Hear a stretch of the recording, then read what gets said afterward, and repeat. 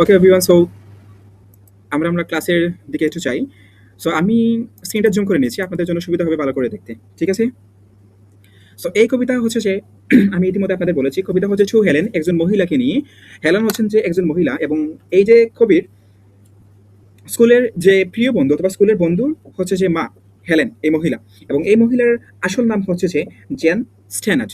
এই মহিলার আসল নাম হচ্ছে জেন স্ট্যানার্ড, এবং এই কবিতাটি কবি হচ্ছে যে উনার বন্ধুর মাকে উৎসর্গ করে কবিতাটি লিখেছেন। উনার সৌন্দর্য, উনার ব্যবহার, উনার কোমলতা এবং উনার যে মমতা সবকিছুকে উৎসর্গ করে এবং সবকিছুকে খুব সুন্দরভাবে উনি এই কবিতার মধ্যে দিয়ে তুলে ধরেছেন। ঠিক আছে? এই কবিতার রাইটার হচ্ছেন যে এডগার আলান পো। যদিও বেসিক্যালি উনি হচ্ছেন যে একজন ফিলোসফিক্যাল অর লাইক অন্য একজনের অন্য টাইপের রাইটিংসের রাইটার, এবং উনি আসলে হচ্ছে যে সচরাচর রোমান্টিক কোনো কবিতা লিখেন না, বাট এই কবিতাটা হচ্ছে রোমান্টিক। কারণ এই কবিতার মধ্যে রোমান্টিক কিছু এলিমেন্টস আমরা পাই বা আমরা পাবো। সো সুতরাং এই কবিতাটি হচ্ছে যে রোমান্টিক কবিতা। ঠিক আছে?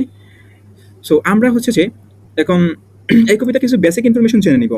বেসিক ইনফরমেশনের মধ্যে শুরুতে হচ্ছে যে কবির নাম হচ্ছে যে এডগার আলান পো। উনার জন্ম, এই কবিতাটি লিখেছেন 1831, 1831 সালে, এবং এই কবিতাটি পাবলিশ হয়েছিল সেম সাল। এবং এই কবিতাটির টাইপ, ওটা জনরা হচ্ছে যে লিরিক্যাল পোয়েম।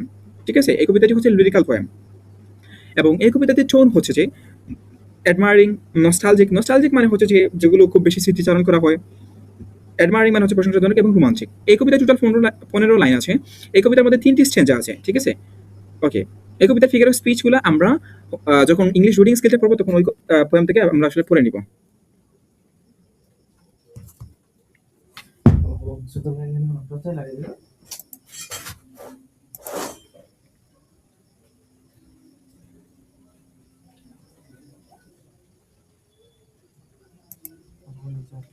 সো আমার সাউন্ড কি শোনা যাচ্ছে? জি। তাহলে আমরা সামনের দিকে আগাই। ঠিক আছে? ওকে। টোন। আচ্ছা, এই কবিতার টোন হচ্ছে যে এখানে দেখেন শুরুর দিকে কি লিখছে? এই কবিতার টোনের শুরুর দিকে কি লিখছে? রেভারেন্ট। আচ্ছা, রেভারেন্ট মানে কি? আমরা কি কেউ কি জানি রেভারেন্ট মানে কি?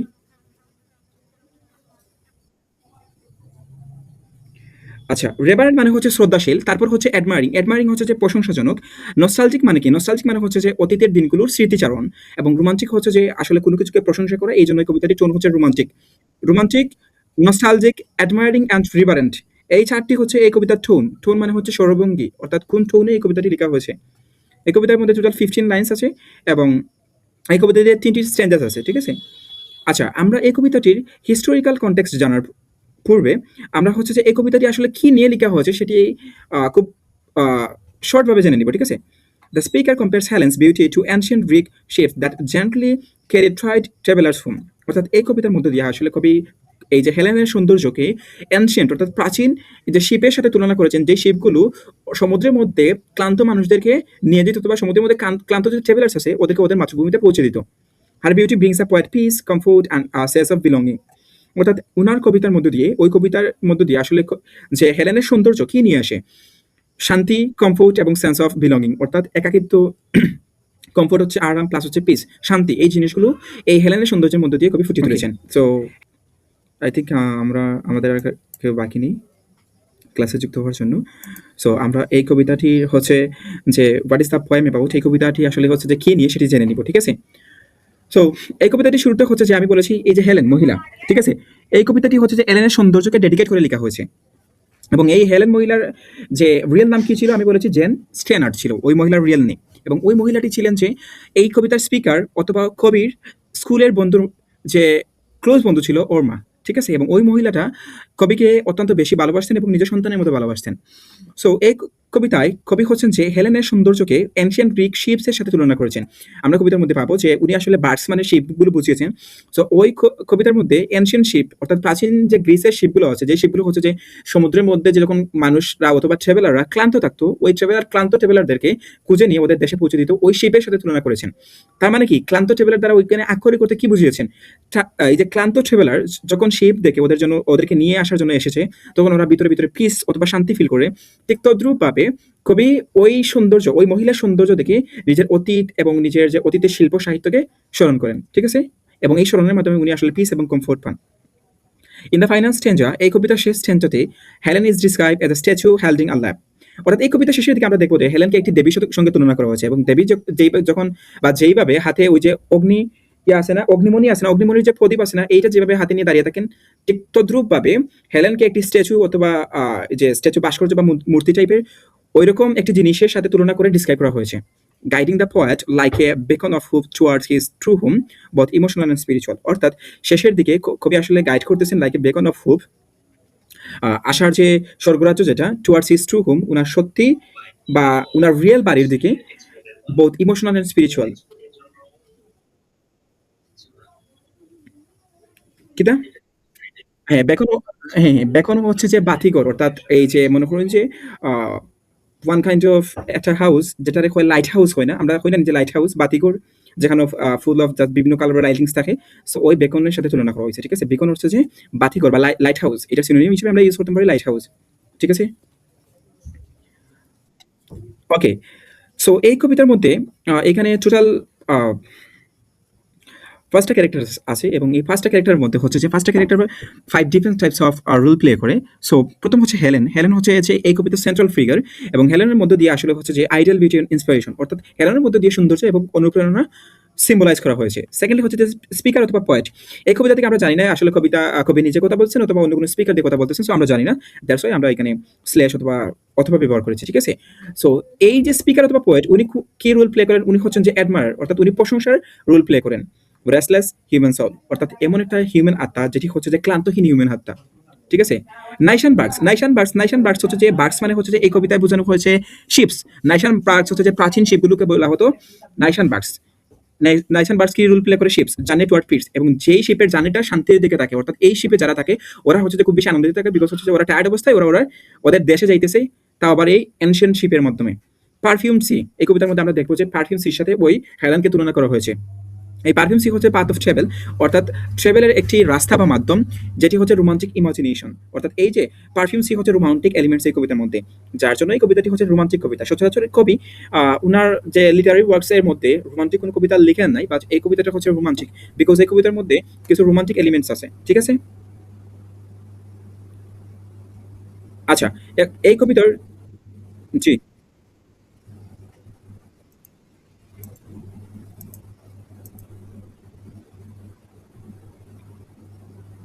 ঠিক আছে, ওকে। আচ্ছা, এই কবিতার থিম জানার পূর্বে আমরা জেনে নিব এই কবিতার লাইন বাই লাইন এক্সপ্লেনেশন, দেন আমরা এই কবিতার থিমের দিকে যাব, ঠিক আছে? আচ্ছা, খুব স্বল্প পরিসরে আমি আপনাদেরকে বলতে চাই এই কবিতার যে কবি আছেন উনার জন্ম এবং মৃত্যু নিয়ে, এবং এই জন্ম এবং মৃত্যু আপনাদেরকে অবশ্যই সালটা মুখস্থ করতে হবে, ঠিক আছে? তো কবির জন্মসাল হচ্ছে 19 জানুয়ারি 1809, ঠিক আছে? উনি মৃত্যুবরণ করেছেন 7 অক্টোবর 1849, এবং উনি হচ্ছেন যে একজন আমেরিকান রাইটার। উনি হচ্ছেন একজন আমেরিকান রাইটার। মনে করেন যে আমরা যখন প্যাট্রিয়ট কবিতা রবার্ট ব্রাউনিং নিয়ে লিখতাম, তখন হচ্ছে যে আমরা লিখতাম যে রবার্ট ব্রাউনিং একজন ভিক্টোরিয়ান পোয়েট। সো আমরা এডগার অ্যালান পো এর জায়গা লিখবো যে একজন American poet, an American poet, okay? আচ্ছা, উনার সম্পর্কে এক্সট্রা কিছু ইনফরমেশন আমি এখানে দিয়ে দিছি। আচ্ছা, আপনাদের কার স্পিকারটা অন আছে ওইটা স্টপ করে দেন। আচ্ছা, এখানে আমি আসলে উনার রাইটিং স্টাইল নিয়ে লিখেছি। উনি হচ্ছে যে বেসিক্যালি কোন ধরনের রাইটিং লিখতেন এবং রাইটিং এর স্টাইল অথবা রাইটিংটার ফোকাসটা কিসে ছিল, সেই বিষয়গুলো, ঠিক আছে? সো উনার কবিতার মেজর থিমগুলো আসলে কি? সচরাচর হচ্ছে beauty, love, imagination, inspiration and classical idealism, spiritual guidance, এগুলো হচ্ছে উনার কবিতার কি মেজর থিমস। আচ্ছা, এই কবিতার সামারি, বাংলা সামারি এবং থিম সবকিছু আমরা জেনে নিব। আগে হচ্ছে যে আমাদেরকে কবিতা সম্পর্কে জানতে হবে। আচ্ছা, আমি শুরু থেকে আপনাদের বলেছি যে এই কবিতাটি হচ্ছে যে কবি উৎসর্গ করেছেন উনার বন্ধুর মাকে, যিনি আছে যে বেসিক্যালি উনার নাম হচ্ছে যে জেন সেনাট, এবং ওই মহিলা উনাকে খুব বেশি ভালোবাসতেন এবং কেয়ার করতেন লাইক এজ হার সোন, নিজের সন্তানের মতো আসলে ভালোবাসতেন, ঠিক আছে? ওকে, আমরা কবিতাটা শুরু করতে পারি। হেলেন, দাই beauty is to me. Helen, দাই মানে হচ্ছে তোমার, বিউটি ইজ টু মি, তোমার সৌন্দর্য আমার কাছে। প্রথম লাইনে কবি হচ্ছে যে হেলেনের সৌন্দর্যকে বর্ণনা করতেছেন, ঠিক আছে? আচ্ছা, লাইক দোজ, ওইগুলো জিনিসের মতো, নাইশান বার্ডস অফ ইয়োর, এইখানে ইয়োর বলতে বোঝানো হচ্ছে অতীত। নাইশান বার্ডস হচ্ছে যে বা নিশিয়ান নগরের বার্ডস, এই যে নিশিয়ান, নাইশান শব্দটি এসেছে নিশিয়ান নগর থেকে, এবং এই নিশিয়ান নগরটি গ্রিসে অবস্থিত। নাইশান বার্ডস হচ্ছে যে এমন এক ধরনের জাহাজ যেগুলো হচ্ছে যে ওই সকল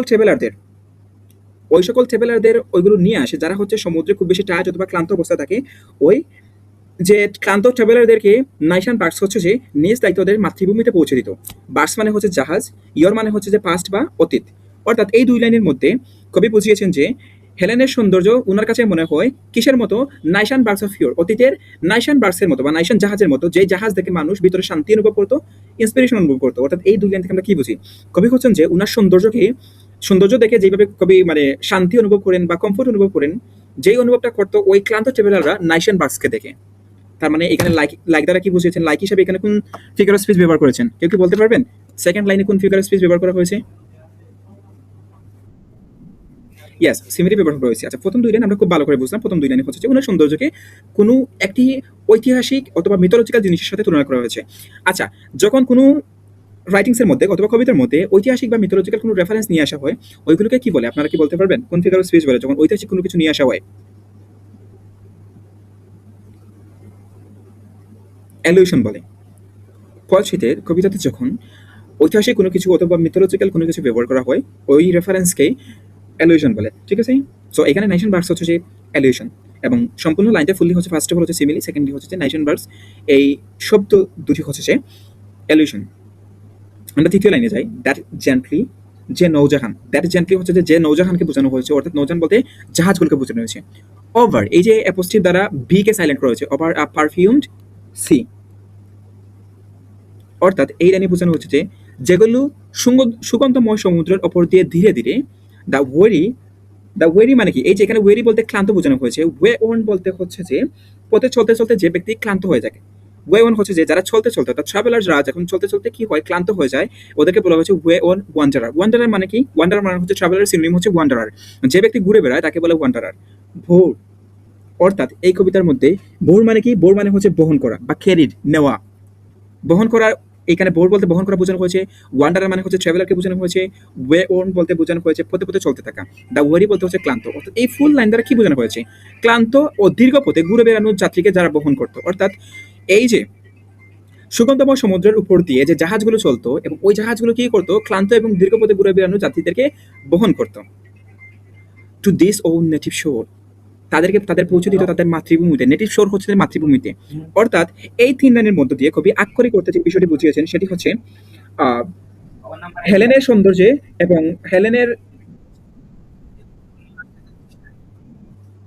ওকে, দ্যাট জেন্টলি, সেই সুগন্ধ, দ্যাট জেন্টলি মানে সেই নৌজাহান, ওভার আ পারফিউম সি, সুগন্ধময় নদীর উপর দিয়ে, দ্যাট ওরি, যে ক্লান্ত, ওয়ে ওন, ঘুরে ক্লান্ত, ওয়ে ওন হচ্ছে দীর্ঘ পথে চলতে থাকা, ওয়ান্ডারার বোর্ড। বোর্ড মানে হচ্ছে যে ট্রাভেলারদেরকে ভ্রমণ করতো। অর্থাৎ এই দুই লাইন দ্বারা কবি বুঝিয়েছেন যে সুগন্ধময় সমুদ্রের উপর দিয়ে আচ্ছা, সুগন্ধময় সমুদ্রের উপর দিয়ে কি চলতো? ওই জাহাজগুলো চলতো। দেখেন সেকেন্ড লাইনে কিন্তু জাহাজের কথা বলা হয়েছে, সেই জন্য কবি বলতেছেন যে ওই জাহাজগুলো সুগন্ধময় নদীর উপর দিয়ে কি চলতো, মানে সমুদ্রের উপর দিয়ে চলতো, এবং যেগুলো কি করতো, ওদের কাজ ছিল যে ক্লান্ত দীর্ঘপথ যারা ঘুরছে ওই ব্যক্তিগুলোদের বহন করা বা ওই ব্যক্তিদেরকে ওদের নিজের নেটিভ ল্যান্ডে পৌঁছে দেওয়া। টু হিজ অন নেটিভ শোর, ওই যে ট্রাভেলাররা আছে ওদেরকে ওদের নেটিভ যে দেশ, ওদের মাতৃভূমিতে পৌঁছে দিত। অর্থাৎ এই তিন লাইন দ্বারা জাহাজের সাথে কবি ওই মহিলা সৌন্দর্য কিভাবে কম্পেয়ার করেছেন সেটি আমরা এখন জানবো। কবি বলেছেন যে এই যে ক্লান্ত এবং দীর্ঘ পথ যারা যাত্রী ঘুরে বেড়াতো, এবং যেই জাহাজটা সুগন্ধময় অর্থাৎ সুন্দর, শান্তিময়, সুগন্ধ বলতে আসলে শান্তিময় বোঝানো হয়েছে, ঠিক আছে? শান্তিময় সমুদ্রের উপর দিয়ে যে জাহাজগুলো চলতো, ঠিক তদ্রুপ ভাবে কবি হচ্ছেন যে যখন ওই মহিলাকে দেখতেন, কবির মনে এতটুকু মানে ভালো লাগতো, উনি হচ্ছেন যে উনার অতীতের যে কষ্টকর অভিজ্ঞতা আছে, এই কষ্টকর অভিজ্ঞতার আরামদায়ক অনুভূতি পাইতেন, ঠিক আছে? আরামদায়ক অনুভূতি উনি খুঁজে পেতেন যখন ট্রাভেলাররা ক্লান্ত হয়ে দীর্ঘ পথ ঘুরে এই যে হচ্ছে যে সমুদ্রের উপর দিয়ে যখন ওদের নিজের মাতৃভূমি পৌঁছানোর সময় যে আনন্দ অনুভব করতো, সেই আনন্দ কবি ওই মহিলাকে দেখে আনন্দ অনুভব করতেন নিজের মধ্যে, ঠিক আছে? এই তিন লাইন দ্বারা কবি হচ্ছেন যে ওই ক্লান্ত ট্রাভেলারের সাথে নিজের জীবনের কষ্টকর অভিজ্ঞতাকে তুলনা করেছেন, এবং সেই সাথে বলেছেন যে ওরা যখন ওদের নেটিভ ল্যান্ড দেখে খুশি হতো বা শান্তি অনুভব করতো, ঠিক তদ্রুপভাবে কবি ওই মহিলাকে দেখে শান্তি অনুভব করতেন, ঠিক আছে? আচ্ছা, তারপরে আমরা যাই ডেসপারেট, দৃঢ়প্রতিজ্ঞ বা হতাশাপূর্ণ। Sea is long on to roam, roam মানে হচ্ছে ঘুরে বেড়ানো, রুম মানে হচ্ছে কি? ঘুরে বেড়ানো। ডেসপারেট মানে হচ্ছে হতাশ। সিজ মানে হচ্ছে যে সমুদ্র সমূহ, এই সিজ হচ্ছে যে সি এর প্লুরাল ফর্ম। আচ্ছা, তারপর হচ্ছে লং, তো মানে জানি আমরা হচ্ছে দীর্ঘ সময়, অ্যান্ড এইখানে অন্ট বলতে বোঝানো হচ্ছে যে অভ্যস্ত। অন টু রুম, অন্ট বলতে বোঝানো হচ্ছে অভ্যস্ত, আমি কোনো কিছুতে অভ্যস্ত বা কি অ্যাকাস্টমড। যেমন আমরা ম্যাক্সিমাম সময় এই যে একটি সহজ টার্ম আছে, ওটা হচ্ছে যে অ্যাপ্রোপ্রিয়েট প্রিপোজিশন, যে I means to do that, আমি এই কাজটি করে অভ্যস্ত। সো এখানে ওই ইউজ টু এর পরিবর্তে অন টু ব্যবহার করা হয়েছে, ঠিক আছে? আচ্ছা, এই লাইনের সম্পূর্ণ অর্থ তাহলে কি দাঁড়ালো? এই লাইনের অর্থ দাঁড়ালো যে on desperate seas long on to roam, অর্থাৎ হচ্ছে যে যারা হতাশা ভরা সমুদ্রে কি করতো, দীর্ঘদিন ঘুরে বেড়াতো। অন টু লিম মানে যারা ঘুরে বেরিয়ে অভ্যস্ত ছিল হতাশা ভরা সমুদ্রে। তারপর হচ্ছে যে দাই হায়াসিন্থ হেয়ার দাই ক্লাসিক ফেস। এই যে হায়াসিন্থ হেয়ার, হায়াসিন্থ হচ্ছে যে এখানে একটি ফুলের নাম, এবং হেয়ার বলতে বোঝানো হয়েছে যে ফুলের মতো সুন্দর চুল। দাই হায়াসিন্থ হেয়ার, তোমার ফুলের মতো সুন্দর চুল। দাই ক্লাসিক ফেস, ক্লাসিক ফেস বলতে বোঝানো হচ্ছে, ক্লাসিক বলতে আমরা সচরাচর বুঝি এনশিয়ান গ্রিক্স এবং রোম। এই যে এনশিয়ান গ্রিক্স এবং রোমের যে মানুষের যে মুখের সৌন্দর্য, স্ট্যাচুর যে সৌন্দর্য, মানুষের যে আক্ষরিক যে অ্যাপিয়ারেন্সটা ছিল, ওই অ্যাপিয়ারেন্স, ওই সৌন্দর্য এবং হায়াসিন্থ ফুলের যে সৌন্দর্য, হায়াসিন্থ ফুলের সৌন্দর্যের সাথে কবি হেলেনের চুলের সৌন্দর্য তুলনা করেছেন। ঠিক একই সাথে এনশিয়েন্টের যে স্ট্যাচু বা মানুষ, এনশিয়েন্ট সময়ের যে ক্লাসিক্যাল যে গ্রিক্স এবং রোমের মানুষের যে চুল ছিল, মুখ ছিল, স্ট্যাচু ছিল, ওই জিনিসের সাথে কবি কি করেছেন, হেলেনের তুলনা করেছেন। অর্থাৎ এই লাইনে মেটাফোর ব্যবহার করা হয়েছে, ঠিক আছে? কবি এই যে হেলেনের চুলকে হায়াসিন্থ ফুলের সঙ্গে তুলনা করেছেন, এবং হেলেনের ফেসকে উনি ক্লাসিক্যাল অর্থাৎ গ্রিস এবং রোমের মানুষের স্ট্যাচু, মানুষের এবং স্ট্যাচুর বিভিন্ন জিনিসের ফেসের সাথে তুলনা করেছেন, ঠিক আছে? দাই তোমার naiad airs have brought me home. তোমার নায়ার্ড দেবী, নায়ার্ড এখানে হচ্ছে যে, নায়ার্ড হচ্ছে যে গ্রিক পুরাণের জলপরি। নায়ার্ড হচ্ছে যে কি, গ্রিক পুরাণের জলপরির নাম হচ্ছে নায়ার্ড। অর্থাৎ এই লাইনের মধ্যে দিয়ে কবি বুঝিয়েছেন যে হেলেনের সৌন্দর্য প্রাচীন শিল্প এবং সৌন্দর্য ও জ্ঞানের জগতে নিয়ে যায়।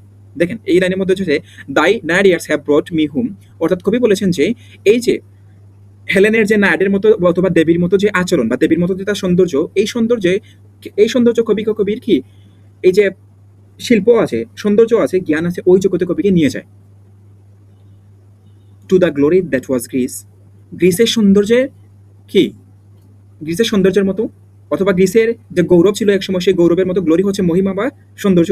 And the grandeur that was Rome, এবং যে মহিমা একসময় রোমের ছিল। অর্থাৎ কবি এই দুই লাইনের মধ্যে, শেষের যে দুই লাইন, এই দুই লাইনের মধ্যে কবি বুঝিয়েছেন যে কবি কি করেছেন, অতীতে গ্রিসের এই যে গ্রিস আর রোম বারবার এখানে কি জন্য ব্যবহার করা হচ্ছে সেটি কবিতা শেষে বলে দিব, এবং গ্রিস আর রোম আসলে এই কবিতার সাথে কিভাবে কানেক্টেড সেটি বলে দিব, এবং এগুলো দ্বারা কোন ফিগার স্পিচকে বোঝানো হয়েছে আমি শেষে বলে দিব। আগে হচ্ছে যে এই লাইনটা বুঝিয়ে দেই, two the glory that was Greece. হচ্ছে যে কবি বুঝিয়েছেন যে ওই যে হেলেনের যে গ্লোরি বা মহিমা বা গৌরব, যেটা হচ্ছে যে গ্রিসের মতো, দ্যাট ওয়াজ গ্রিস, গ্রিসের মতো গ্লোরি বা মহিমা আছে ওই মহিলার। And the grandeur that was Rome, রোমের যে ছিল গৌরব বা সৌন্দর্য ছিল। অর্থাৎ রোম এবং গ্রিস এই দুইটার গৌরব এবং মহিমার সাথে কবি হেলেনের গৌরব এবং মহিমাকে তুলনা করেছেন, এবং সেই সাথে এই আগের লাইনে নায়ার্ড ইয়ার্স দ্বারা কবি হচ্ছে যে নায়ার্ড দেবীর সাথে কি করেছেন, হেলেনকে তুলনা করেছেন। অর্থাৎ এই লাইনে thy naiad airs have brought me home, এখানে মেটাফোর ব্যবহার করা হয়েছে। তদ্রূপভাবে to the glory that was Greece, গ্রিসের গ্লোরির সাথে তুলনা করা হয়েছে, তার মানে এখানে মেটাফোর ব্যবহার করা হয়েছে। সেই সাথে কবি হেলেনকে রোমের গ্র্যান্ডরের সাথে তুলনা করেছেন, মানে মহিমার সাথে তুলনা করেছেন, এখানেও মেটাফোর ব্যবহার করা হয়েছে। আচ্ছা, আমরা গেলাম শেষ স্ট্যান্জাতে। যদি তৃতীয় স্ট্যান্জাতে আর কোনো সমস্যা থেকে, কোনো লাইন বুঝতে সমস্যা হয়, ওই লাইন দ্বারা কি বোঝানো হচ্ছে সেটি বুঝতে সমস্যা হয়, বলতে পারেন। সো আমরা চলে যাই থার্ড স্ট্যান্জাতে। লো মানে হচ্ছে দেখো, ইন অন বিরিয়ান্ট উইন্ডোনিস। উইন্ডোনিস বলতে আমি আপনাদেরকে বলি, উইন্ডোনিস হচ্ছে যে এমন একটি জায়গা, মনে করেন যে জানালার পাশে দেবদেবীকে রাখার জন্য যে জায়গা আছে, ওই জায়গাকে বলা হয়েছে যে উইন্ডোনিস। আশা করি বুঝতে পারছেন। উইন্ডোনিস হচ্ছে যে জানালার পাশে দেবদেবীকে রাখার জন্য যে জায়গা, ওই জায়গাকে বলা হচ্ছে উইন্ডোনিস, ঠিক আছে? আচ্ছা, তো কবি বলতেছেন যে ওই উজ্জ্বল জানালার কুলুঙ্গিতে, কুলুঙ্গি বলতে বোঝানো হচ্ছে যে দেবদেবী রাখার জায়গা। How statue like I see thee stand, ডি মানে হচ্ছে যে তুমি, স্ট্যান্ড মানে হচ্ছে যে দাঁড়িয়ে থাকা। How statue like I see thee stand, অর্থাৎ এখানে কবি বুঝিয়েছেন যে আমি তোমাকে মূর্তির মতো দাঁড়িয়ে থাকতে দেখেছি। অর্থাৎ কবি হচ্ছে যে উজ্জ্বল জানালার পাশে যেইভাবে দেবীকে রাখা হয়, সৌন্দর্য অবস্থায় রাখা হয় এবং দাঁড়িয়ে থাকা অবস্থায় রাখা হয়, কবি হেলেনকে সেইভাবে দেখেছেন, ঠিক আছে? আচ্ছা, এখানে দেখেন দা এগেইট ল্যাম্প, এগেইট ল্যাম্প বলতে হচ্ছে এখানে বোঝানো হয়েছে যে অগ্নিমণি প্রদীপ। আপনারা দেখেছেন যে দেবীদের হাতে যখন অনেকের বাড়িতে থাকতে পারে অথবা মন্দিরে যে দেবী আছে, ওই দেবীদের হাতে কিন্তু একটি অগ্নিমণির প্রদীপ থাকে। তো ওই অগ্নিমণির প্রদীপ এখানে এগেইট ল্যাম্প হিসেবে বোঝানো হয়েছে। দ্য এগেইট ল্যাম্প উইথিন দাই হ্যান্ড, ওই যে অগ্নিমণির যে প্রদীপ আছে উইথিন দাই হ্যান্ড, দাই মানে হচ্ছে তোমার, হ্যান্ড মানে হাত, তোমার হাতে ওই অগ্নিমণির যে প্রদীপ আছে। আহ সাইকি, হে Psyche, from the regions which, সেই অঞ্চল থেকে আগত, সেই অঞ্চল থেকে আগত, আর হোলি ল্যান্ড যা পবিত্র ভূমি। অর্থাৎ এই যে শেষ তিন লাইন দ্বারা কবি কি বুঝিয়েছেন, কবি বুঝিয়েছেন যে এই দেখেন, দ্য এগেট ল্যাম্প উইথিন দাই হ্যান্ড, তোমার হাতে আগের পাথরের যে প্রদীপ। অর্থাৎ কবি হচ্ছে যে প্রাচীন গ্রিসের সময় তৎকালীন সময়ে যে দেবীরা ছিলেন তাদের হচ্ছে হাতে ছিল যে এই ধরনের প্রদীপ থাকতো, এবং এই প্রদীপটা ছিল আসলে সৌন্দর্যের প্রতীক যা মানুষকে আকৃষ্ট করতো। ঠিক তদ্রূপভাবে কবি বলেছেন যে হেলেনকে একটি ভাস্কর্যের মতো দেখেছেন, যেই সময় হেলেনের হাতে কি ছিল, একটি প্রদীপ ছিল। এই প্রদীপটা হচ্ছে যে সিম্বলিজম অফ নলেজ। আপনাদের কিন্তু মাথায় রাখতে হবে যে অ্যাগেট ল্যাম্প মানে প্রদীপ, যে প্রদীপটাকে বোঝানো হচ্ছে এই কবিতাটিতে প্রদীপ হচ্ছে যে সোর্স অফ উইজডম, মানে সিম্বলিজম কিসের সিম্বলাইজ করে, জ্ঞানের প্রতীক এই কবিতায়। আর সাইকি হে Psyche from the region which, সেই অঞ্চল থেকে আগত, অর্থাৎ আগের ল্যাম্প হলো জ্ঞানের প্রতীক, এই দেখেন এখানে লেখা আছে জ্ঞানের প্রতীক। সাইকি হচ্ছে গ্রিন পুরাণে আত্মার প্রতীক। সাইকি হচ্ছে কি গ্রিন আত্মার প্রতীক, যেখানে এই আত্মার প্রতীককে হেলেনের সাথে তুলনা করেছে। কবি হেলেনকে আত্মিক আলো বহনকারী এক দেবীময় সত্তা হিসেবে দেখেছেন, অর্থাৎ কবি হেলেনকে এমন একজন আত্মিক অর্থাৎ স্পিরিচুয়াল মানুষের সাথে তুলনা করেছেন, যিনি হচ্ছে যে মানে স্পিরিচুয়াল পাওয়ার অথবা স্পিরিচুয়াল যে ব্রাইটনেস বা আলো যে যে ব্যক্তি বহন করে, ওই ব্যক্তির সাথে বা ওই সত্তার সাথে কবি হেলেনকে তুলনা করেছেন। আর হলি ল্যান্ড যা পবিত্র ভূমি, অর্থাৎ কবি যেন কোনো পবিত্র বা স্বর্গীয় জগৎ থেকে আগত। হেলেন, কবি এখানে বুঝিয়েছেন যে হেলেন এমন একজন মানুষ যিনি মনে হচ্ছে যে কোনো স্বর্গীয় জগৎ থেকে বা পবিত্র জগৎ থেকে আগত, যার হাতে ছিল যে কি আত্মিক আলোর ওই যে অ্যাগেট ল্যাম্প অর্থাৎ প্রদীপ ছিল, এবং এই অবস্থা কবি দেখেছেন এবং ওনাকে দেবীর সঙ্গে তুলনা করেছেন। এই কবিতাতে অনেক অনেক বেশি মেটাফোর প্লাস হচ্ছে যে সিমিলি ব্যবহার করা হয়েছে, এই কবিতাতে এলিউশন ব্যবহার করা হয়েছে, এই কবিতার মধ্যে আপনারা দেখবেন যে ব্যবহার করেছে, ইমাদারি ব্যবহার করা হয়েছে। আচ্ছা আপনারা বলেন তো, এই যে আমি আপনাদেরকে এই দুটি লাইন দিলাম, দ্য অ্যাগেট ল্যাম্প থেকে আসাইকে পর্যন্ত, এই দুই লাইনের মধ্যে ইমাজারি কোন শব্দ দ্বারা আসলে ইমাজারি বুঝিয়েছেন, সেটা কি কেউ বলতে পারবেন? ইয়েস, অ্যাগেট লেম মানে ইমাজারি। অ্যাগেট লেম হচ্ছে যে অগ্নিমণির প্রদীপ, অর্থাৎ অগ্নিমণির প্রদীপ বলতে মানে বাতি, যখন আপনি কারোর সাথে কথা বলেন বাতি নিয়ে কোনো বা ল্যাম্প নিয়ে, তখন কিন্তু অবশ্যই আপনার মনের মধ্যে অথবা ভিজুয়ালি আপনি কোনো একটি দৃশ্য রিয়েলাইজ করবেন, এই দৃশ্যটা রিয়েলাইজ করবেন। তো সেই জন্য হচ্ছে যে এই কবিতাটির ইমাজারি একটি ব্যবহার করা হয়েছে এবং সেটি হচ্ছে অ্যাগেট ল্যাম্প। ঠিক আছে, সো এই হচ্ছে কবিতার লাইন বাই লাইন এক্সপ্লেনেশন। এখন আমি বলে দিই যে এই কবিতাতে মেটাফোর কি কি ব্যবহার করা হয়েছে, এবং এই কবিতাতে রুম এবং গ্রিস, অথবা এই কবিতাতে হেলেনকে নিয়ে, হেলেনকে বারবার হেলেনের বিভিন্ন জিনিসের সাথে তুলনা করা হয়েছে। আসলে হেলেনটা কিসের প্রতীক সেটি বলে দিই। এই কবিতাটিতে হেলেন হচ্ছে যে সৌন্দর্য, শিল্প, সভ্যতা এবং মানসিক আশ্রয়ের প্রতীক। অর্থাৎ হেলেনকে দেখে কবি ওনার অতীতের দুঃখ দুর্দশা ভুলে গিয়ে, অথবা ওনার যে বাস্তবিক অর্থাৎ বর্তমানের দুঃখ দুর্দশা ভুলে গিয়ে কবি হচ্ছে যে ভিতরে ভিতরে মানসিক আশ্রয় এবং মানসিক শান্তি অনুভব করেন। এবং এই কবিতায় হেলেনের মাধ্যমে এই দেখেন প্রাচীন গ্রিসের যে স্ট্যাচু আছে, তারপর হচ্ছে যে আপনার নাইশান বার্কসাস ওই যে জাহাজগুলো আছে, প্লাস হচ্ছে যে দেবদেবী আছে, সমস্ত কিছু প্রাচীন গ্রিসের ক্লাসিক মানে হচ্ছে এই দেখেন the hyacinth the classic face. Classic মানে হচ্ছে যে এনশিয়েন্ট গ্রিস অ্যান্ড রোম, অর্থাৎ এই যে গ্রিস অ্যান্ড রোমকে বারবার হারা হচ্ছে যে কারণ গ্রিস এবং রোম নগরী ছিল সভ্যতা, শিল্প এবং সংস্কৃতি দ্বারা পরিপূর্ণ, এবং এই জিনিসের সাথে কবি হেলেনকে তুলনা করেছেন। সেজন্য এই কবিতাটিতে হেলেন হচ্ছে যে সৌন্দর্য, শিল্প এবং সভ্যতা, সেই সাথে মানসিক আশ্রয়ের প্রতীক। ঠিক আছে, আচ্ছা এখন জেনে নেই যে এই কবিতাটিতে গ্রিস এবং রোম বা এনশিয়েন্ট বা ক্লাসিক কি জন্য বারবার ব্যবহার করা হলো। এই কবিতাটিতে বারবার ব্যবহার করেছে এই কারণে যে গ্রিস এবং রোম দ্বারা বোঝানো হয়েছে জ্ঞান এবং সভ্যতার উৎস, যা হচ্ছে যা হেলেন তাকে স্মরণ করিয়ে দেয়। গ্রিস এবং রোম হচ্ছে যে জ্ঞান এবং সভ্যতার উৎস। ঠিক আছে, প্রাচীন সভ্যতার এবং জ্ঞানের উৎস হচ্ছে গ্রিস এবং রোম, এবং এই রোমের যে সভ্যতার উৎসগুলো কবি আসলে এলেনের মাধ্যমে এই উৎসগুলো মনে করতে পারেন এবং মানে নিজের মধ্যে রিয়েলাইজ করতে পারেন। ঠিক আছে, এই জন্যই কবিতাটি বারবার ওনাকে গ্রিস এবং রোমের সৌন্দর্য এবং বিভিন্ন শিল্পকর্ম, সভ্যতার সাথে তুলনা করা হয়েছে।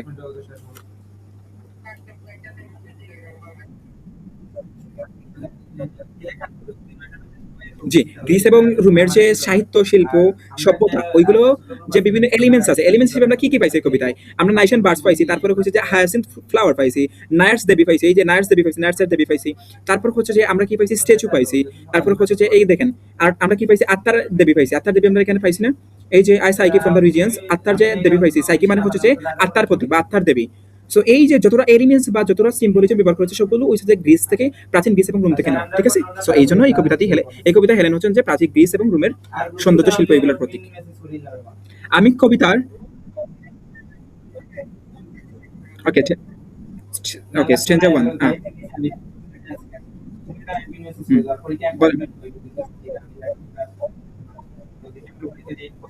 ও ইয়ার মানে হচ্ছে ওভার, ওভার মানে হচ্ছে কোনো কিছুর উপর দিয়ে, আমরা প্রিপোজিশন হিসেবে ওভার চিনি না, ও বি ইয়ার ওভার মানে কোনো কিছুর উপর দিয়ে। সো এইখানে ইয়েস, সো এখানে হচ্ছে যে এই ওভার শব্দটা আর্কাই শব্দ, আর্কাই ফর্মে লেখা হয়েছে, যার জন্য এখানে বিটা সাইলেন্ট দেওয়া হয়েছে অ্যাপোস্ট্রফ দিয়ে।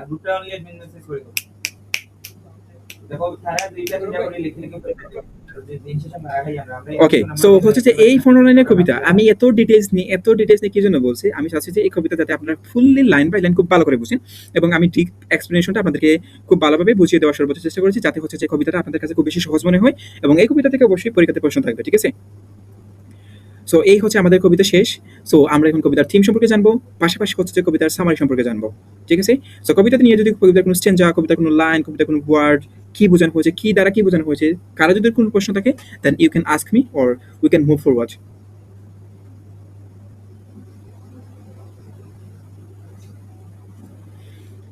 কারো যদি কোনো প্রশ্ন থাকে দেন করতে পারেন, আদারওয়াইজ আমরা সামনের দিকে আগাতে পারি।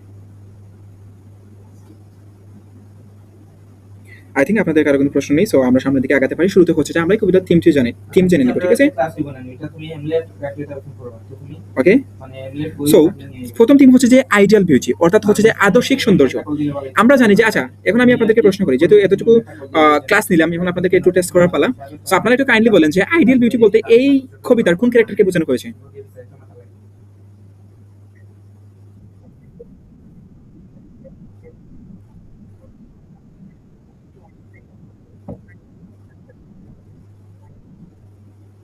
হুম, আচ্ছা, আইডিয়াল বিউটি হচ্ছে যে ওইটা তো অপশনাল, বাট বেসিক্যালি হচ্ছে যে যেহেতু হেলেন হচ্ছে ওই কবিতার central character, so ideal beauty দ্বারা হেলেনকে বোঝানো হয়েছে, ঠিক আছে? সেকেন্ডলি হচ্ছে যে এই কবিতার বিউটি অ্যাজ গাইডেন্স, অর্থাৎ এই কবিতার মাধ্যমে কবি বুঝিয়েছেন যে সৌন্দর্য মানুষকে আসলে গাইড করতে পারে, ঠিক আছে? কিভাবে গাইড করতে পারে? Beauty leads to the soul to peace, অর্থাৎ বিউটি আত্মাকে শান্তিতে নিয়ে যেতে পারে। কিভাবে দেখেন, আমরা কবিতার মধ্যে কিন্তু পড়েছি, কবি কিন্তু ওই মহিলার সৌন্দর্য দেখে এতটুকু আকৃষ্ট হয়েছেন যে উনার বর্তমানে দুঃখ দুর্দশা ভুলে গিয়ে উনি আসলে ভিতরে ভিতরে কমফোর্ট আর পিস ফিল করতেছেন, ঠিক আছে? আচ্ছা, তারপর হচ্ছে যে ক্লাসিক্যাল ইনফ্লুয়েন্স। ক্লাসিক্যাল ইনফ্লুয়েন্স বলতে আমরা কি বুঝি? দেখেন, আপনাদের কিন্তু বলবে classical literature, classical writing, classical poem, classical music. Classical বলতে আসলে কি বোঝায়? ক্লাসিক্যাল মানেই হচ্ছে যে এনশিয়ান্ট গ্রিস এবং রোম।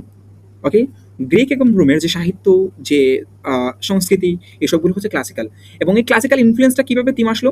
বিকজ হচ্ছে যে কবি ওই হেলেনকে রোম এবং গ্রিসের অনেক জিনিসের সাথে, স্ট্যাচুর সাথে, জাহাজের সাথে, ফুলের সাথে তুলনা করছেন। দ্যাটস ওয়াই ক্লাসিক্যাল ইনফ্লুয়েন্স হচ্ছে এই কবিতার থিম। আশা করি বুঝছেন। তারপর হচ্ছে যে এসকেপ ফ্রম রিয়েলিটি। এই কবিতাটি আসলে কবে কিছু জাগতিক জিনিস অথবা কিছু আত্মিক জিনিস নিয়ে ডিসকাশন করেছিলেন, যেগুলো হচ্ছে যে রিয়েলিটিতে সম্ভব না, যে জন্য বলা হচ্ছে যে escape from reality. Beauty leaves the mind above the pain and struggle, অর্থাৎ এই কবিতার মধ্য দিয়ে আসলে হচ্ছে যে সৌন্দর্য মানুষের পেইন এবং স্ট্রাগলের যে ঊর্ধ্বে জায়গা করে নেই, এই বিষয়টা বোঝানো হয়েছে। কিন্তু বাস্তবে করতে আসলে এগুলো কিন্তু সম্ভব না, সামটাইমস রিয়েলি পসিবল, সেই জন্য বলা হয়েছে যে এসকেপ ফ্রম রিয়েলিটি, ঠিক আছে? রিয়েলিটি মানে হচ্ছে বাস্তবতা, সো রিয়েলিজম মানে হচ্ছে বাস্তবতা, অর্থাৎ কোনো কিছু যদি বাস্তবতার বাইরে হয় তো আউট অফ রিয়েলিটি অথবা এসকেপ ফ্রম রিয়েলিটি, এটা বলা যায়। স্পিরিচুয়াল হোমকামিং, আধ্যাত্মিক যে মানুষের ভিতরে যে আসা, শান্তি আসা বা এই সান্ত্বনা আসা, সেটি হচ্ছে spiritual homecoming. Beauty brings emotional and spiritual rest, অর্থাৎ সৌন্দর্যের মাধ্যমে অনুভূতিগত এবং আত্মাধিক যে শান্তি, রেস্ট মানে হচ্ছে বিশ্রাম বা শান্তি পাওয়া যায়, সেই বিষয়টা হচ্ছে এই কবিতার অন্যতম থিম। সো এই কবিতার টোটাল থিম হচ্ছে 5টি, এবং সেই 5টি আমি আপনাদেরকে বলেছি। আই থিঙ্ক থিমগুলো ক্লিয়ার, যেহেতু আগে আমরা কবিতা পড়ে নিয়েছি সেই জন্য থিমগুলো আমরা কবিতার সাথে রিলেট করতে পারছি খুব সহজে, ঠিক আছে? আচ্ছা, যেহেতু থিম শেষ, সো আমরা মুভ করতে পারি এই কবিতার সামারিতে, এবং সামারিটা আমরা একটু ভালো করে বোঝার চেষ্টা করবো, দেন আমাদের কাছে কবিতাটা খুব বেশি ইজি লাগবে। যদিও কবিতাটা ইজি, বাট হচ্ছে যে এই কবিতাটা আসলে অনেক বেশি মিনিংফুল, ঠিক আছে? In the poem Helen, Helen কবিতাতে Edgar Allan Poe praises the beauty of a women named Helen. এমন একজন মহিলার সৌন্দর্যকে উনি প্রেজ বা প্রশংসা করেছেন যার নাম হচ্ছে Helen. The speaker compares her beauty to the legendary ships of ancient Greece, অর্থাৎ স্পিকারে ওই মহিলার সৌন্দর্যকে লিজেন্ডারি অর্থাৎ কিংবদন্তি যে জাহাজগুলো আছে এনশিয়েন্ট গ্রিসের, ওইগুলোর সাথে তুলনা করেছেন, যেগুলো হচ্ছে that safely carried Odysseus home across the sea, অর্থাৎ ওডেসাস কারা, যারা ওয়ান্ডারার, যারা ঘুরে বেড়াতো, ওদেরকে ওদের বাড়িতে নিয়ে পৌঁছে দিত সেফলি, নিরাপদভাবে। হার অ্যাপিয়ারেন্স ব্রিং হিম কমফোর্ট, হচ্ছে যে হেলেনের সৌন্দর্য বা চেহারা ওনাকে কি দিত? সান্ত্বনা দিত। And the sense of returning to a splendid and magnificent world. Splendid মানে হচ্ছে খুব ভালো, ম্যাগনিফিসেন্ট হচ্ছে যে মনোমুগ্ধকর ওয়ার্ল্ড, হচ্ছে যে এই যে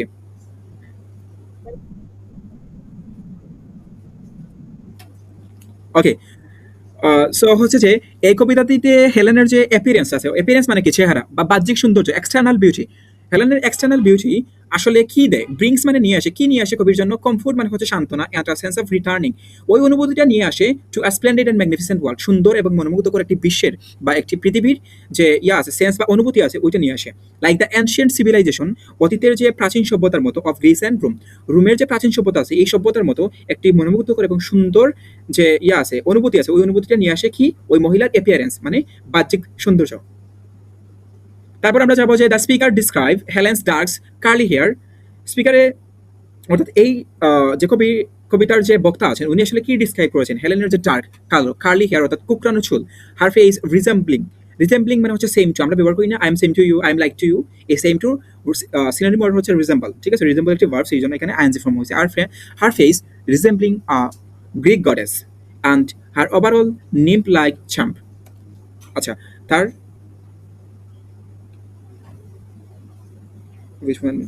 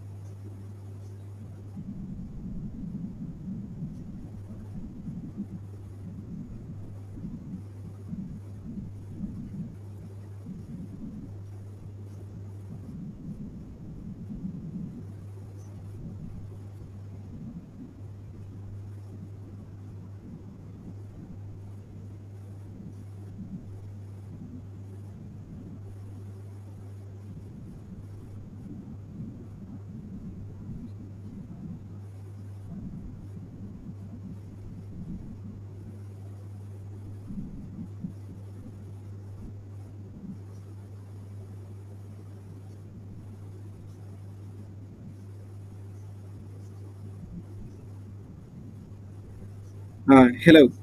আচ্ছা, নেট গেছে না। সমস্যা হয়েছে যে আমাদের কারেন্ট চলে আসছে এবং আমরা খুব বেশি আনন্দিত আমাদের কারেন্ট চলে আসার জন্য। সো এইজন্য আরকি একটু এই যে কারেন্টের সাথে একটু কথোপকথন ছিল, সেই কথোপকথনটা আসলে শেষ করলাম। সো এখন আমাদের ক্লাসে আমরা আবার মুভ করব। বিকজ হচ্ছে যে কারেন্ট আসছে তো আমাদের হচ্ছে যে বিভিন্ন ইন্টারনাল পরিবর্তন আসে। সো সেই পরিবর্তনটা আসলে ফিক্সড করলাম। এখন হচ্ছে যে আমরা কবিতার ওই যে সামারিটা শেষ করব। ঠিক আছে? ইয়েস, আমরা আসলে হচ্ছে যে খুব একটি মডার্ন যুগে বাস করতেছি এবং এই মডার্ন যুগের অন্যতম বৈশিষ্ট্য হচ্ছে যে আমাদেরকে হচ্ছে যে পেইনের মধ্যে থাকতে হবে। ঠিক আছে? আপনারা যখন হিস্ট্রি অফ ইংলিশ লিটারেচার পড়বেন, দেন হচ্ছে যে আপনারা রিয়ালাইজ করতে পারবেন আপনাদের বাস্তবিক জীবন। ওই মডার্ন যুগের যে ক্যারেক্টারিস্টিকগুলা, ওই ক্যারেক্টারিস্টিকগুলো দেখবেন যে সেম টু সেম আপনার সাথে রিলেটেড। এভরি ক্যারেক্টারিস্টিক আপনার জীবনের সাথে, আপনার অতীতের সাথে, আপনার ভবিষ্যতের সাথে রিলেটেড থাকবে মাস্ট বি। আচ্ছা, কার কি কোনো প্রশ্ন ছিল? আসলে আমি হচ্ছে যে ওই যে সেটিংটা দেওয়া ছিলাম, ঠিক আছে? যেহেতু কারেন্ট চলে আসছে আরকি ঘুরে বেড়ানোর জন্য। আচ্ছা, সো হচ্ছে যে আমি আবার শুরু করে দেই। The speaker describe Helen darks curly hair, her face resembling a Greek goddess and her overall nymph like charm. অর্থাৎ কবি কি বলেছেন যে, কবি হচ্ছেন যে এই কবিতাটিতে হেলেনের কালো গুচ্ছাকারে যে চুল আছে এবং গ্রিক দেবীর মতো যে মুখ এবং নায়িকা সদৃশ্য যে আকর্ষণীয় যে সৌন্দর্য আছে, এই সৌন্দর্যের বর্ণনা করেছেন। ঠিক আছে? রিজেম্বলিং মানে হচ্ছে যে একটি ভার্ব।